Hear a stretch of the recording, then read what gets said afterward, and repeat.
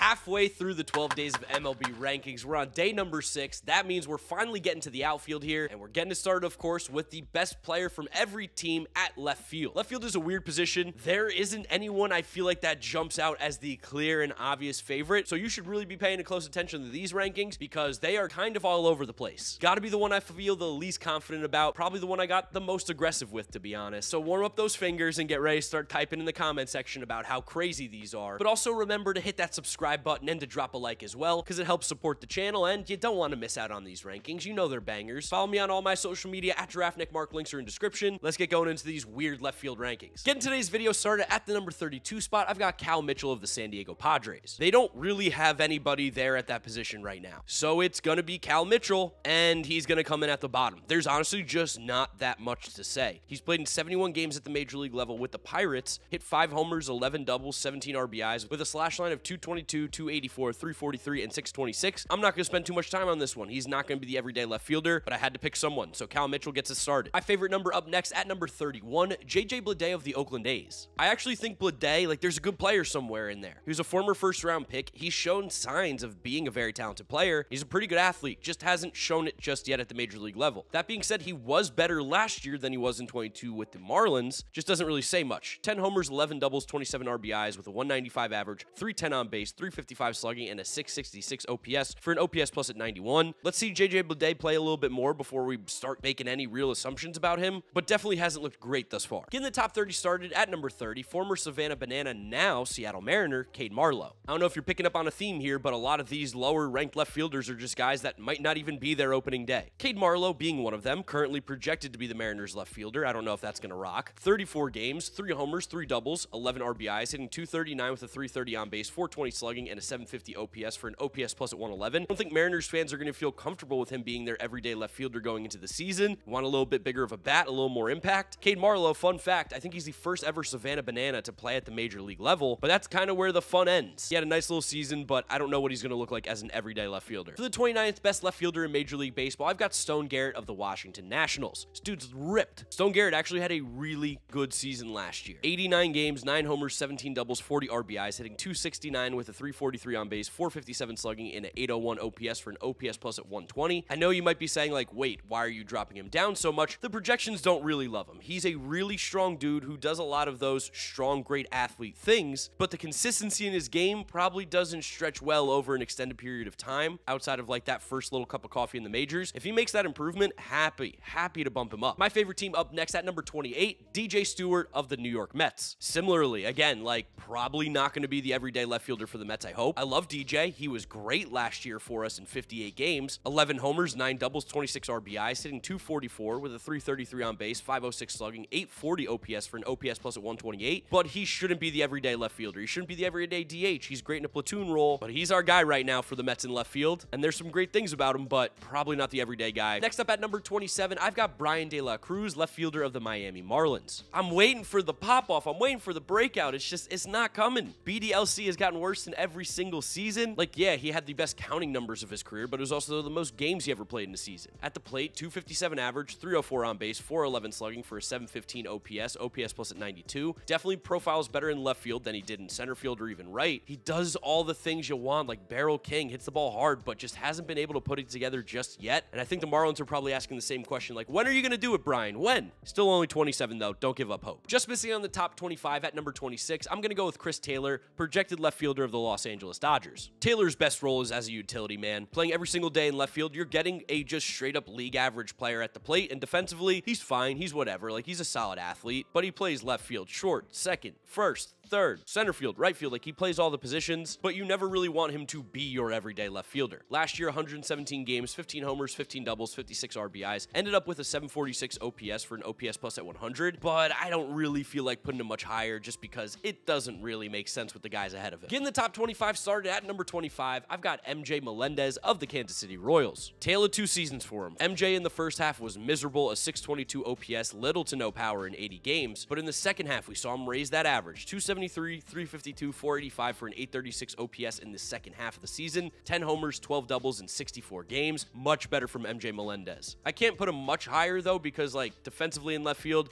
not great. It's not his main position by any means. He was a catcher. And at the plate, he still graded out below the league average. But if he can continue on what we saw in the second half, MJ Melendez could be a quick riser in these rankings. Same spot as last year at number 24, Tommy Pham, current free agent. We'll see where he goes. Love Tommy Pham. This guy is just such a ball player, such a grinder. Big reason why the Diamondbacks were making a run last year. He definitely had a better season with the Mets than he did the Diamondbacks, but still, overall in the season, Tommy Pham, 16 homers, 27 doubles, 68 RBIs with 22 stolen bases, hitting 256 with a 328 on base, 446 slugging, and a 774 OPS for an OPS plus at 111. Tommy Pham at this age is never going to be the best left fielder in baseball, but he is going to be traded to a winning team every trade deadline as long as he continuously plays because he brings a lot to the table. Overall, really solid player. Good way to get the top 25 started. Dropping quite a bit in today's video at number 23. Maybe I'm harsh, but I went with Andrew Benintendi of the White Sox. Yikes. What a horrible season for Benintendi. And honestly, maybe I'm being a little bit harsh because the year before he had a 120 OPS plus, he looked great, and he's not even 30 years old yet. But just the idea that he played this poorly with the White Sox, who are just not one of the smart organizations, I don't know. It feels insane how bad he played. Like, I'm taking all the other left fielders above him in these rankings right now next season. 151 games, 5 homers, 34 doubles, 45 RBIs, hitting 262 with a 326 on base, 356 slugging, and a 682 OPS for an OPS plus at 87. This is the problem with high contact players. When he is not hitting for average, he has little to no value, and that's what Benintendi was last year. Like, yeah, sure, great glove in left field, but at the plate was not good. My nightmare at number 22, Jared Kellick now of the Atlanta Braves. I mean, like, how? Why? Why are we doing this to me? Can't believe the Braves traded for this dude. I can't believe it. Just when I was starting to feel confident the Mets officially won the Edwin Diaz trade, this guy gets traded to the Braves now and is going to haunt my dreams again. Last year, Kellick had by far the best season of his short MLB career. 105 games, 11 homers, 25 doubles, 49 RBIs, hitting 253 with a 327 on base, 419 slugging, and a 746 OPS for an OPS plus a 109. He's still only 24 years old. I know the Braves are going to sprinkle some magic on him, and he's going to hit 30 home runs this year with a 900 OPS. I know it's coming, but until then, we're going to be cautious. We're going to keep him down a little bit lower, but we've seen the talent that Kellick has. We know it's eventually going to show up. It just sucks it's going to be for the Braves. This nightmare will never end. Just missing out on the top 20 at number 21, I've got Michael Conforto, left fielder for the San Francisco Giants. Had a okay season last year with the Giants, was league average at the plate. Defensively, you're kind of all over the place with the Conforto, probably going to be better in left field than right, but he still brought that on-base percentage, still showed a little pop in that bat, and that was coming off a major shoulder injury, to which I expect him to perform a lot better this upcoming season. That being said, 15 homers, 14 doubles, 58 RBIs in 125 games last year, hitting 239 with a 334 on base, 384 slugging, and a 718 OPS for an OPS plus at 99. The worst season of his career outside of 2016, where he also battled some injuries. So Conforto, I think he's still a very good player, just needs to show it a little bit next year. Getting the top 20 started at number 20, free agent Joc Pederson. Joc is so weird, like, he wasn't elite offensively last year, so you gotta drop him down because with the glove, wow, he is horrendous. 15 homers, 14 doubles, 51 RBIs. Wow, that sounds almost identical to Conforto. 235 average, 348 on base, 416 slugging, and a 764 OPS for an OPS plus at 111. He was just a little better than average at the plate. Joc's always going to be an impact bat no matter where he goes, and depending on what team he lands with, he could end up actually being better than where he is right now. One of my favorite low-key moves of the offseason at number 19, Tyler O'Neill of the Boston Red Sox. I love that move for the Red Sox. Tyler O'Neill out of Big Busch Stadium in a new environment with that green monster feels like a recipe for success. Now, we do have to acknowledge that the last 2 years have been a bad couple seasons. Between the toxicity of the Cardinals manager just openly hating him and the fact that he couldn't stay healthy and get consistent playing time, we saw Tyler O'Neill's slash line drop to 229, 310 on base, 397 slugging for a 707 OPS and an OPS plus at 97. Do I think he goes back to that 2021 season where he was a top 10 MVP voting in the National League? No, but I think there's a happy in between where Tyler O'Neill is a very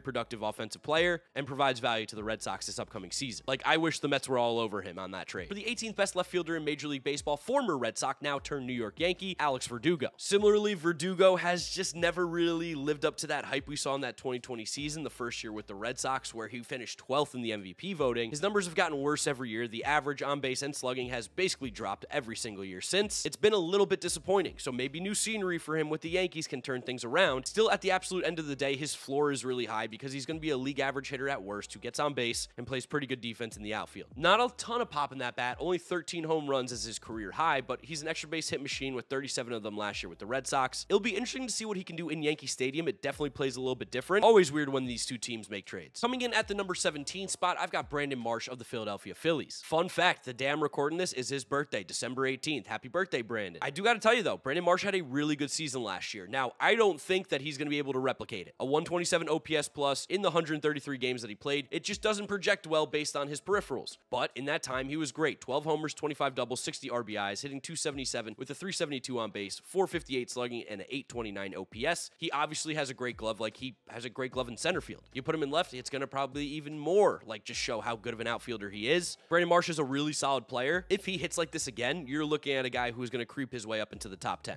But based off of one season after seeing years of mediocre play offensively, slow your roll, Phillies fans. Just like with Bryson Stott, he's not top 10 yet. Right at the halfway point here, number 16 left fielder in baseball, Dalton V of the Toronto Blue Jays. Could be their center fielder. I think it's going to be unlikely. I think he goes back to left. Weird season. 20 homers, 20 doubles, and almost 20 stolen bases. You'd be like, oh, that's a pretty good year. But the slash line was abysmal. 220 average, 285 on base, 389 slugging for a 674 OPS and an OPS plus a 85. It was a bad year for Varsho at the plate. Defensively, always very strong. Good athlete out there. I mean, the dude could even catch if you need him to. Something happened in Toronto. I don't know. When they like changed up the dimensions in the outfield, it seemed like it hurt everybody. And I know it was only Varsho's first season, but maybe that's why the offense dropped off so hard. Not giving up on this guy just yet. Same spot as last year. Number 15. It's Austin Hayes. The dude is just so averagely good. Austin Hayes, just like every right-handed hitter on that team, gets hurt because of that insane left field. That being said, you could lock this guy in for 15 to 20 homers with 35 to 40 doubles a season, an OPS at 750, playing good defense out in left field. He is so incredibly solid at the position. Like, he doesn't make you go like, oh my God, Austin Hayes is amazing. But on a loaded team like the Orioles offensively are, he is a great guy to have in that lineup. Really talented player. Big Austin Hayes fan. For the 14th best left fielder, one of the quiet acquisitions this offseason, Mark Canha, now on the Detroit Tigers. And Mark Canha is really going to help out this Tigers team, providing a major league quality bat in left field along with a good glove. Last year in 139 games split between the Mets and the Brewers, 11 homers, 25 doubles, 62 RBIs with 11 stolen bases, hitting 262 with a 355 on base, 400 slugging, and a 755 OPS for an OPS plus at 108. He was much better with the Brewers than he was the Mets, got more consistent playing time to be honest, went back to that old Mark Canha who was an on-base machine with a little pop in that bat and a good glove. That's exactly what I expect him to do with the Tigers this season. Really, really safe guy to have out there. Also, genuinely, one of the nicest players I've ever met. Newcomer on today's video at number 13,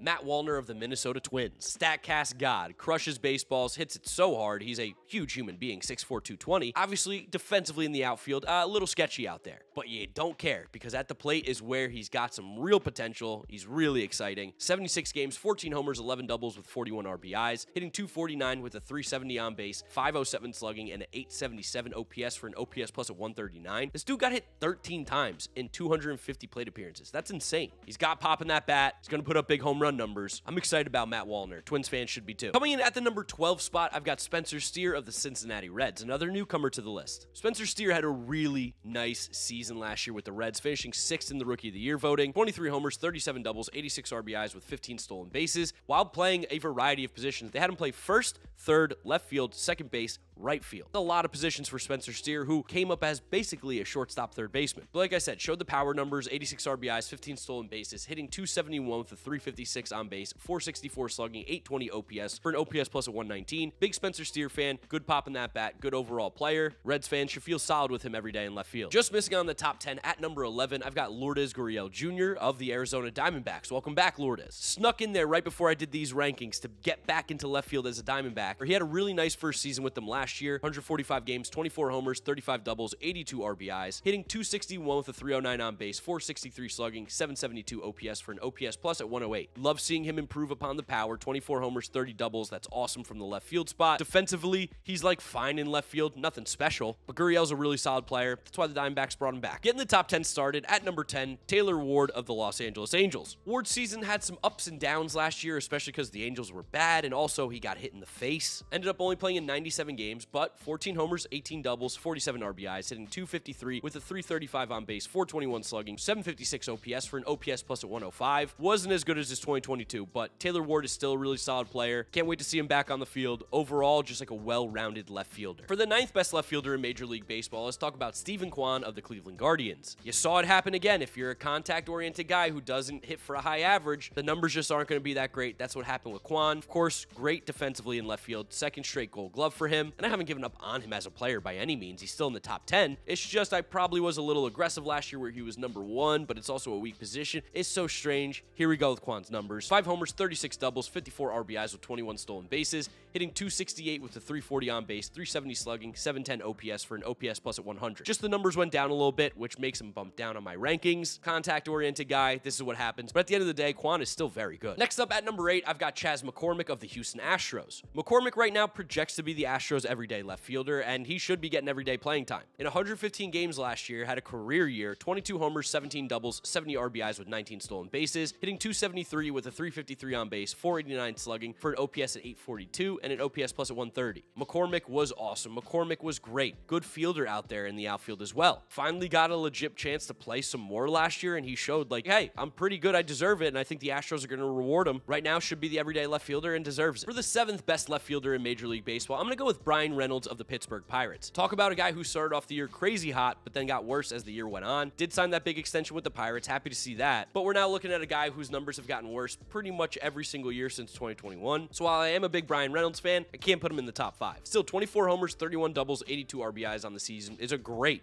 season for Brian Reynolds. 263 average, 330 on base, 460 slugging for a 790 OPS and an OPS plus at 113. Brian Reynolds is a really good player. Just have him outside the top 5 just a little bit. Super aggressive play here by me, but just outside the top 5 at number 6, Nolan Jones of the Colorado Rockies. I gotta give credit where it's due. Nolan Jones was awesome last year. The Rockies fit with this guy was a match made in heaven. He's an awesome athlete, hits the ball really hard and really far. He could put up some crazy numbers in Coors, and he did in 106 games. 20 homers, 20 doubles, 20 stolen bases with 62 RBIs, hitting 297 with a 389 on base, 542 slugging, 931 OPS for an OPS plus at 138. Finished 4th in the Rookie of the Year voting, and the Guardians gave this guy away for free. Absolutely insane, but the Rockies found a very good piece for their team for the foreseeable future in Nolan Jones. In the top 5 start at number 5, I've got Ian Happ of the Chicago Cubs. While Happ may not give you like that top end quality talent that you see out of some of the guys maybe below him at times, Happ is steady 20 homers, 30 doubles a year, 84 RBIs, hit 248 with a 360 on base, 431 slugging, and an OPS at 791 for an OPS plus at 112. He's done it very consistently, especially in left field, switch hitter. There's a lot of things to like about Ian Happ, like he just gets on base a ton. He had a 14% walk rate last year with a 22% K rate. I think the number 5 spot is very fair for Ian Happ. For the 4th best left fielder in Major League Baseball, I'm going to talk about Cardinals left fielder Lars Nootbaar. Nootbaar is great. It seems like the Cardinals might rock with Tommy Edman in center field. While Nootbaar did play a little bit of center field towards the end of the year, they're projecting him right now, according to Fangraphs, in left field, so that's where he's going to be ranked. On-base machine as always, 367 on base last year, 261 average, 418 slugging, gave him an OPS at 784 for an OPS plus at 115. He's a good defensive outfielder. Like, he can play center field, he can play left. Probably never going to be a huge home run guy, but he gets a bunch of doubles as well, gets on base, does everything that you would want from a guy like Lars Nootbaar. Very high floor. Overall, good player. Coming in at number 3, Christian Yelich of the Milwaukee Brewers. Not an MVP season. It's not going to ever be 2018-19 again, but he was really good last year in 144 games, 19 homers, 34 doubles, 76 RBIs, stole 28 bases, hitting 278 with a 370 on base, 447 slugging for an 818 OPS and an OPS plus at 124. Defensively, Yelich is not great in left field, but that bat, when it's even bad, is still pretty good. He still hits the ball hard. He still walks a lot. Doesn't really strike out. Like, it's just, I'm waiting